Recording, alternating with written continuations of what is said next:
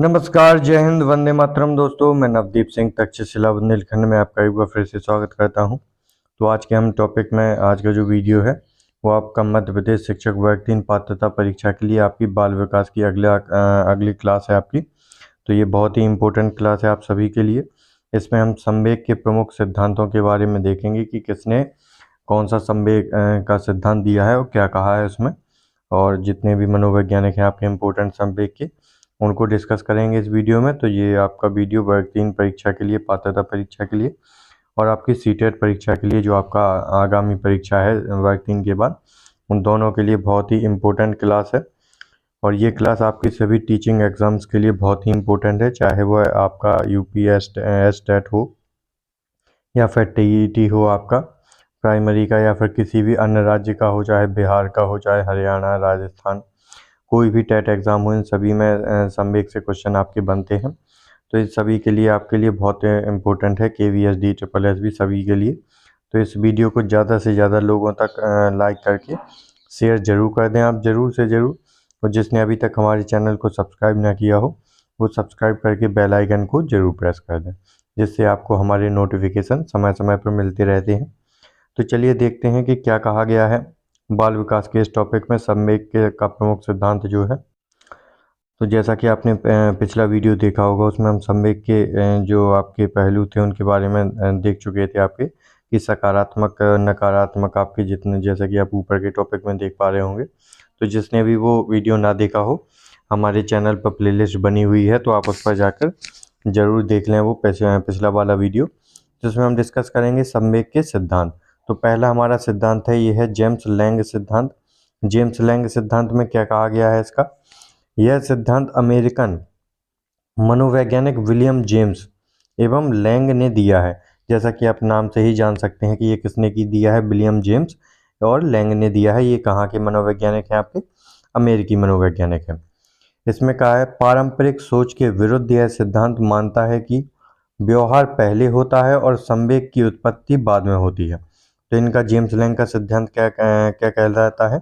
इनका कहना है कि जो आप व्यवहार करते हैं, व्यवहार ये आप पहले कर देते हैं किसी के साथ व्यवहार, और उसके बाद जो संवेग है उसकी उत्पत्ति व्यवहार करने के बाद होती है, मतलब क्रिया करने के बाद आपकी जो संवेग हैं वो आते हैं। तो ये किसने कहा है? जेम्स लैंग सिद्धांत में ये कहा गया है कि पहले व्यवहार होता है और उसके बाद संवेग की उत्पत्ति होती है। आपको पूरा सिद्धांत ऐसे रटने की ज़रूरत नहीं है, आप नाम से ही याद कर लेंगे कि जेम्स लैंग सिद्धांत, या अमेरिकी मनोवैज्ञानिक हैं विलियम जेम्स और लैंग।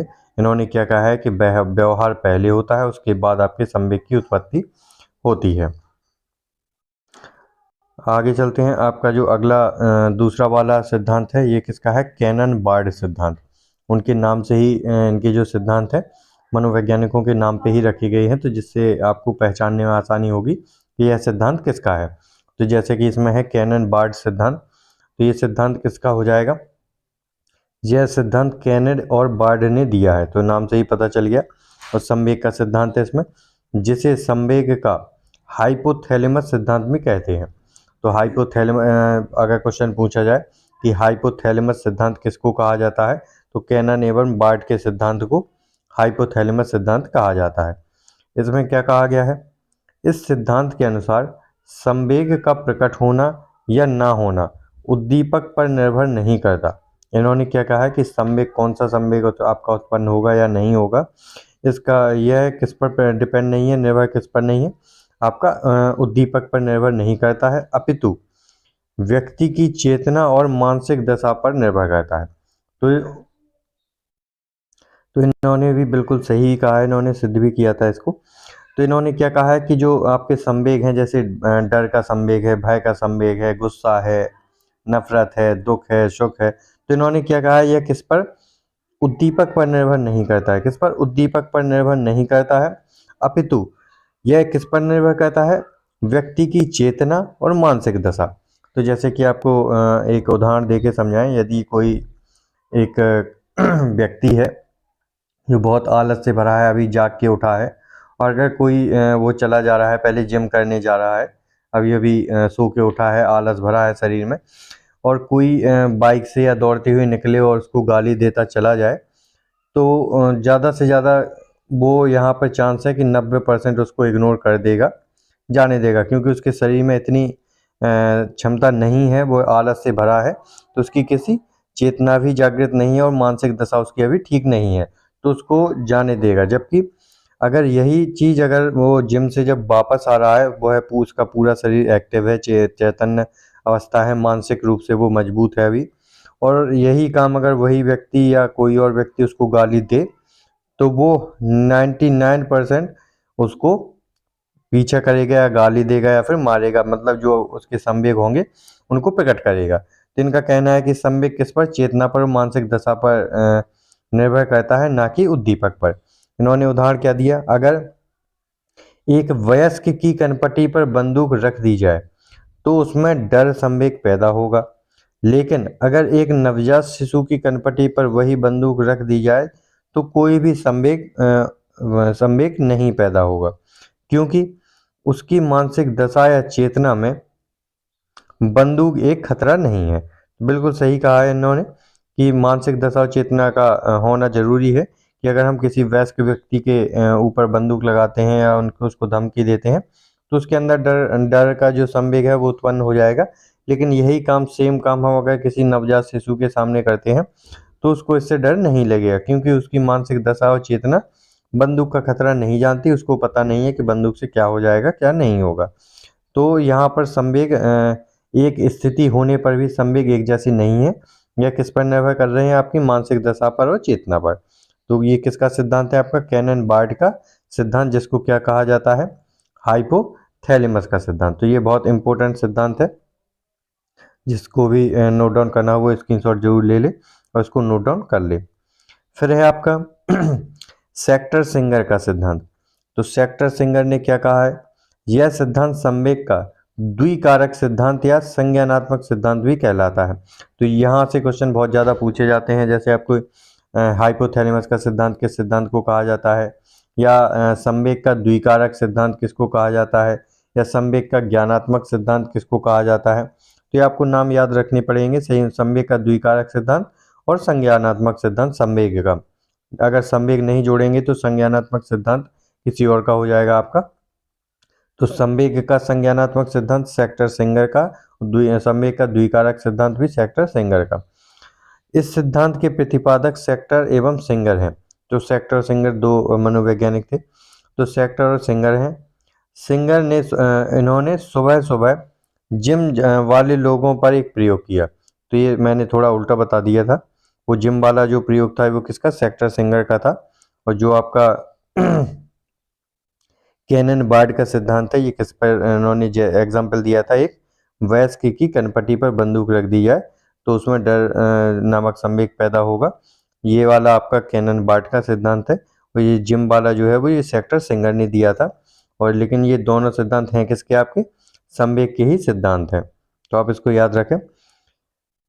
इस सिद्धांत के प्रतिपादक सेक्टर एवं सिंगर ने सुबह सुबह जिम जाने वाले लोगों पर एक प्रयोग किया। सिद्धांत का सारांश है कि संवेग का प्रकट होना दो कारकों पर निर्भर करता है, संज्ञान पर और शारीरिक उत्तेजना पर।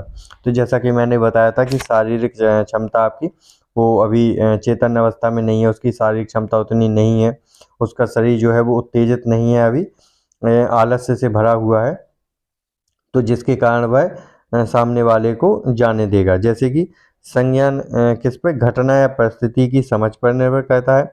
संज्ञान क्या है, घटना या परिस्थिति की समझ, उस समय आप क्या समझते हैं, क्या उसका संज्ञान लेते हैं उस स्थिति का, वो कहलाता है आपका संज्ञान। और शारीरिक उत्तेजना, उस समय शरीर में मौजूद उत्तेजना। तो जैसा कि मैंने बताया था कि जिम जा रहा था तो वो उसमें आलस है, अभी उसका शरीर क्या है, एक्टिव नहीं है, वार्म अप नहीं हुआ है, तो उसको जाने देगा, गाली देने पर भी वो उसको इग्नोर कर देगा। लेकिन ये अगर जिम से वापस आने पर ही अगर कोई ऐसा काम करेगा तो उसको ज़रूर है कि वो उसका जो संवेग है वो जागृत होंगे और उसका वो रिस्पॉन्स भी करेगा, उसको मारेगा या गाली देगा या कुछ भी लड़ाई करेगा। तो ये किसका सिद्धांत है, आपका सेक्टर सिंगर का। तो आप थोड़ा ध्यान रखें, ये मैंने उस वाले में एग्जाम्पल दे दिया था। ये किसका एग्जाम्पल है, आपका सेक्टर सिंगर का। लेकिन ये दोनों एग्जाम्पल है किसका, आपके संवेग को लेकर ही सिद्धांत दिए गए हैं ये। फिर आपका संवेग का विभाजन है।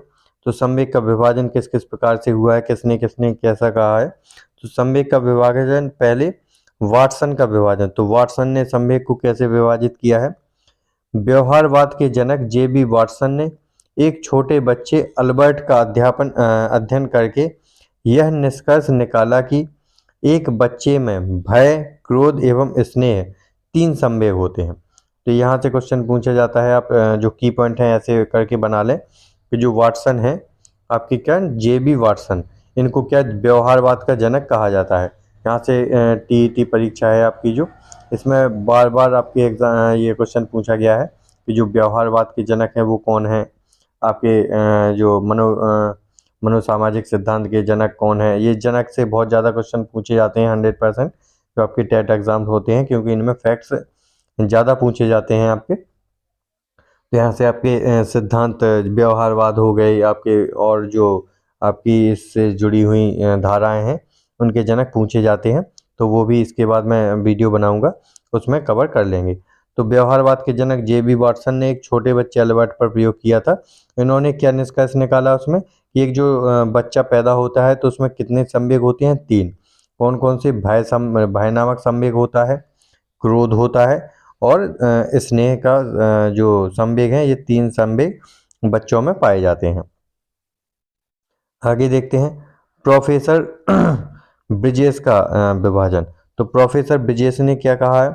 ब्रिजेश के अनुसार एक बालक में 2 वर्ष की उम्र तक सभी संवेगों का जन्म हो जाता है। उन्होंने कुल 10 संवेग बताए हैं। तो प्रोफेसर ब्रिजेश ने कितने संवेग बताए हैं, 10 संवेग बताए हैं। और क्या है कहा है कि जब 2 वर्ष का अगर बालक कोई है तो उसमें जितने भी संवेग होते हैं वो सभी संवेग 2 वर्ष की उम्र तक आ जाते हैं। उन्होंने कितने संवेग बताए हैं, 14 संवेग बताए हैं। और आपके जो मैकडूगल हैं उन्होंने कितने 14 संवेगों की बात की है। किसने, मैकडूगल ने। और ज़्यादातर मैकडूगल के ही संवेगों को मान्यता दी जाती है ज़्यादा, कितने 14 संवेगों को। तो ये आपके पूरे संवेग का विभाजन भी दोनों के हिसाब से हो गया। आगे देखते हैं, इन्होंने ये भी दिया है कि कितनी उम्र तक कौन कौन सा संवेग आ जाता है आपका। तो उम्र और संवेग, जन्म के समय पर उत्तेजना होता है, उत्तेजना नामक जो संवेग है वह पाया जाता है बच्चे में। 3 महीने पर आनंद और कष्ट, तो 3 महीने पर आपको बच्चे में आनंद और कष्ट का जो संवेग है वह आ जाता है। 6 महीने पर क्रोध, भय एवं घृणा, तो 6 महीने में बच्चा जो क्रोध दिखाने लगता है, उसको भय लगने लगता है और किसी भी चीज़ से वह घृणा भी करने लगता है। तो ये 3 संवेग कितने 6 महीने की उम्र में आ जाता है। 12 महीने पर क्या आ जाता है, स्नेह आ जाता है और उल्लास आ जाता है। 1 साल का जब बालक होता है तो उसमें स्नेह और उल्लास दोनों संवेग और ऐड हो जाते हैं आपके। 18 महीने पर ईर्ष्या, ईर्ष्या नामक संवेग आपका कब होती है, जब बच्चा 18 महीने का हो जाता है तब उसमें ईर्ष्या उत्पन्न होती है। और 24 महीने पर आपको हर्ष, 24 महीने पर आपके जो संवेग है वो हर्ष नामक संवेग उत्पन्न हो जाता है। तो ये पूरे संवेग आपके दिए गए हैं उम्र वाइज, किसके हिसाब से, प्रोफेसर ब्रिजेश के हिसाब से। प्रोफेसर ब्रिजेश ने ये आपके संवेग और उनकी उम्र बताई है कि 2 साल तक सारे संवेग आ जाते हैं। और 10 संवेगों की बात इन्होंने की है, 1 2 3 4 5 6 7 8 9 और हर्ष 10 संवेग आपके पूरे हो गए। तो ये बहुत ही इंपॉर्टेंट वीडियो है, तो सभी लोगों तक ज़्यादा से ज़्यादा लाइक करके शेयर जरूर करें और कमेंट बॉक्स में ज़रूर बताएं कि आपको ये क्लास कैसी लग रही है और आप कौन सा ऐसा टॉपिक है जिसको आप स्पेशल रूप से पढ़ना चाहते हैं, वो जरूर कमेंट बॉक्स में बताएं। उस पर मैं वीडियो आपके लिए ज़रूर बनाऊंगा। मिलते हैं अगली वीडियो में। जय हिंद दोस्तों।